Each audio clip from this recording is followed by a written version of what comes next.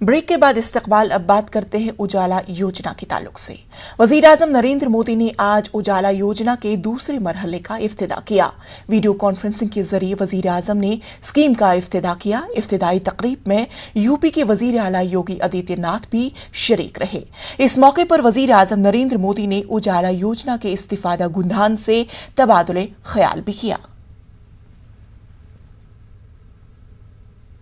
2014 में जब देश ने हमें सेवा का अवसर दिया तो ऐसे ही सवालों को हमने खुद से पूछा।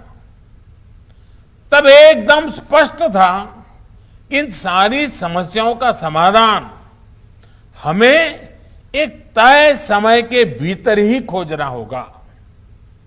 हमारी बेटियां घर और रसोई से बाहर निकलकर राष्ट्र निर्माण में व्यापक योगदान तभी दे पाएगी जब पहले घर और रसोई से जुड़ी समस्याएं हल होगी।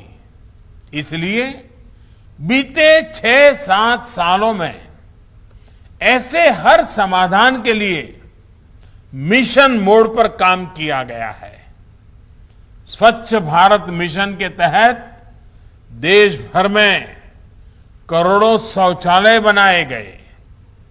प्रधानमंत्री आवास योजना में 2 करोड़ से अधिक गरीबों के पक्के घर बने। इन घरों में अधिकतर का मालिकाना हक बहनों के नाम पर है। हमने हजारों किलोमीटर ग्रामीण सड़कें बनवाई तो सौभाग्य योजना के जरिए लगभग 3 करोड़ परिवारों को बिजली कनेक्शन दिया।